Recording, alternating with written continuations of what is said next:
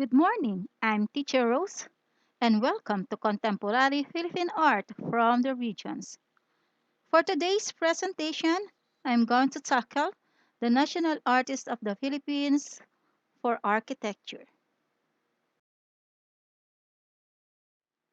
To be a national artist is considered to be the highest national recognition given to Filipino individuals who have made significant contribution to the development of Philippine arts, which is awarded by the National Commission for Culture and the Arts together with Cultural Center of the Philippines.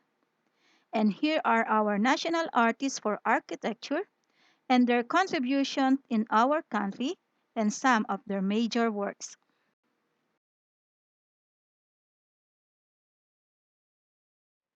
The first national artist for architecture is Juan F. Nakfil.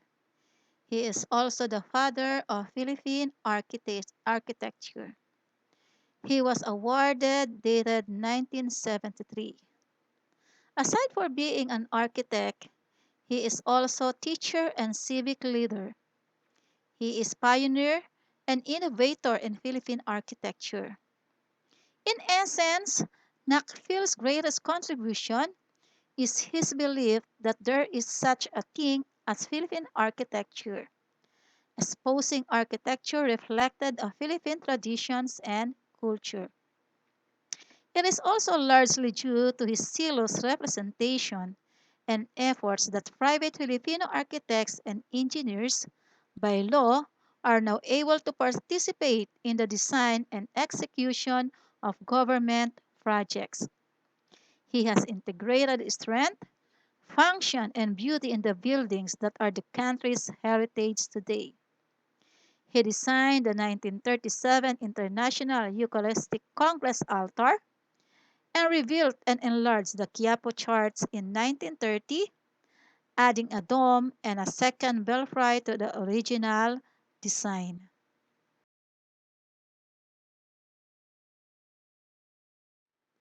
Among others, Nakfil's major works are the Jeronimo de los Reyes Building, Magsaysay Building, Rizal Theater, Capitol Theater, Captain Pepe Building, Manila Jockey Club, Rufino Building, Philippine Village Hotel, University of the Philippines Administration and University Library, and the reconstructed Rizal House in Calamba, Laguna.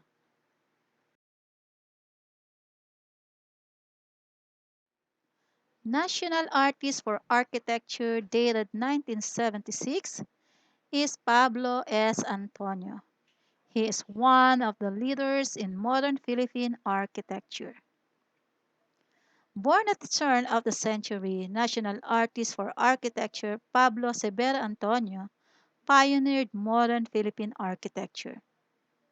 His basic design is grounded on simplicity, no clutter.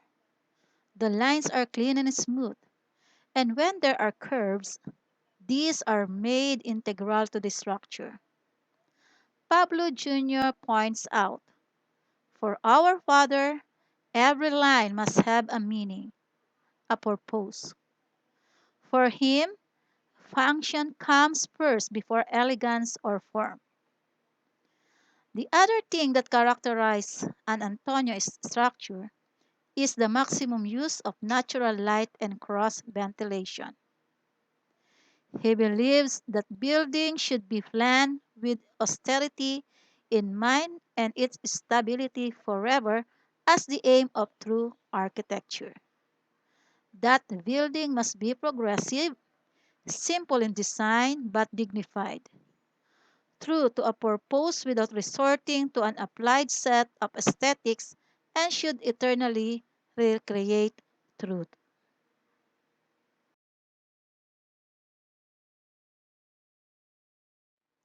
Pablo Antonio's major works include the following: Far Eastern University Administration and Science Building, Manila Polo Club, Ideal Theater, Lyric Theater, Galaxy Theater, Capiltan Luis Gonzaga Building, Boulevard Alhambra, now Bel Air Apartments, Ramon Rosas Publication Building, now Guzman's Institute of Electronics. National Artist for Architecture, dated 1990, is Leandro B. Locsin. Leandro B. Locsin reshaped the urban landscape with a distinctive architecture reflected of Philippine art and culture. He believes that the true Philippine architecture is the product of two great streams of culture, the Oriental and the Occidental, to produce a new object of profound harmony. It is this synthesis that underlies all his works, with his achievements in concrete reflecting his mastery of space and scale. Every Loxian building is an original and identifiable as a Loxian with themes of floating volume, the duality of light and heavy, buoyant, and massive running in his major works. From 1955 to 1994, Locsin has produced 75 residences and 88 buildings, including 11 churches and chapels, 23 public buildings, 48 commercial buildings, 6 major hotels, and an airport terminal building.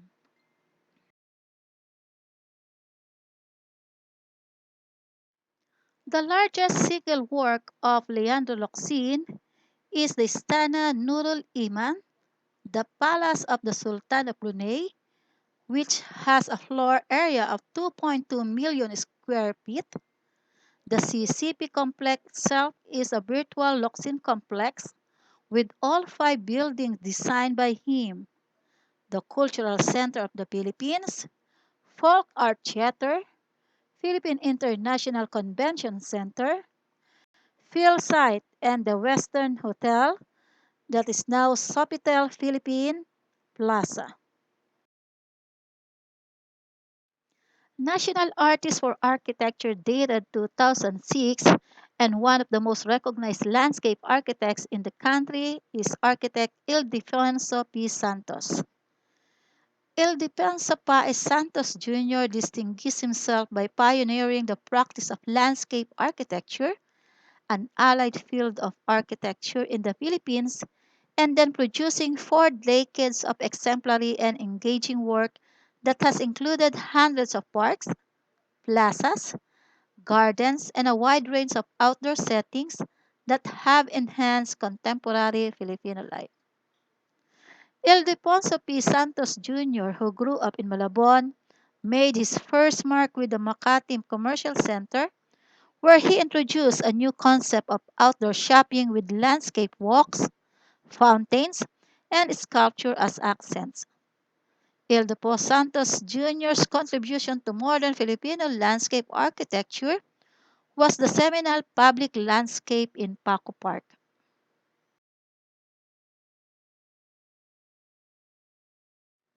Architect Ildefonso Santos Jr. most recent projects were the Tagaytay Highland Resort, the Mount Malarayat Golf and Country Club in Lipa, Batangas, and the Orchard Golf and Country Club in Imos, Cavite.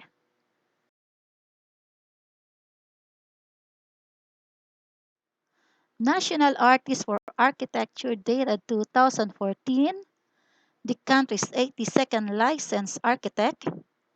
He played a key role in the reconstruction of post-war Philippines is Jose Maria B. Zaragoza. Jose Maria B. Zaragoza's place in Philippine architecture history is defined by a significant body of modern edifices that address spiritual and secular requirements.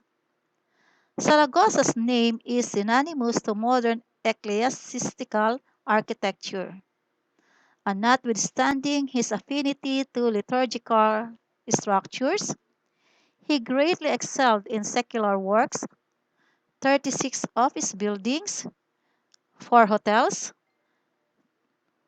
2 hospitals, 5 low-cost and middle-income housing projects, and more than 270 residences, all demonstrating his typological versatility and his mastery of modernist architectural vocabulary.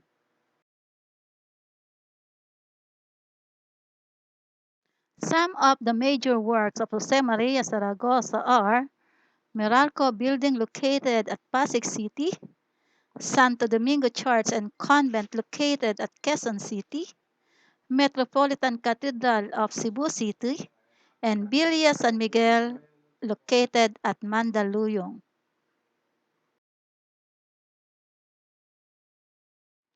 National Artist for Architecture and Allied Arts dated 2018, and he was in the heart and soul of a Philippine architectural movement, is Francisco T. Manyosa. For all of his more than 60 years of architecture life, architect Bobby Manyosa designed Filipino. From the 1960s in his landmark design of the Sulu Hotel until his retirement about 2015, he courageously and passionately created original Filipino forms, spaces with intricate and refined details. But what is most valuable is that Manyosa was in the heart and soul of a Philippine architectural movement. He has developed a legacy of Philippine architecture, which is essential to our Filipino identity and at the same time deeply appreciated and shared in our world today.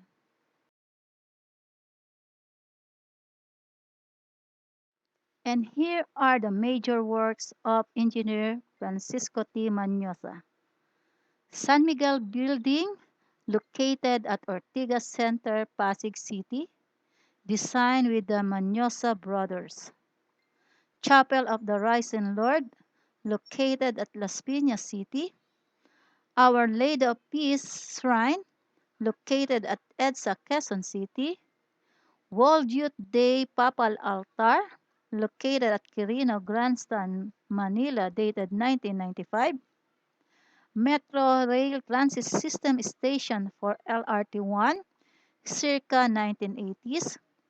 Quezon Memorial Circle Development Plan, located at Lanao del Norte Provincial Capital, Tubod, Lanao del Norte. Tahanang Pilipino or Coconut Palace, CCP Complex, Manila. Amanpulo Resort, located at Palawan. Pearl Farm Resort at Samar Island, Davao, completed 1994. And La Mesa Watershed Resort and Ecological Park, La Mesa Dam, located at Quezon City. And those are our national artists for architecture. Again, I'm Teacher Rose saying, share love to everybody, be a blessing to everyone. Thank you.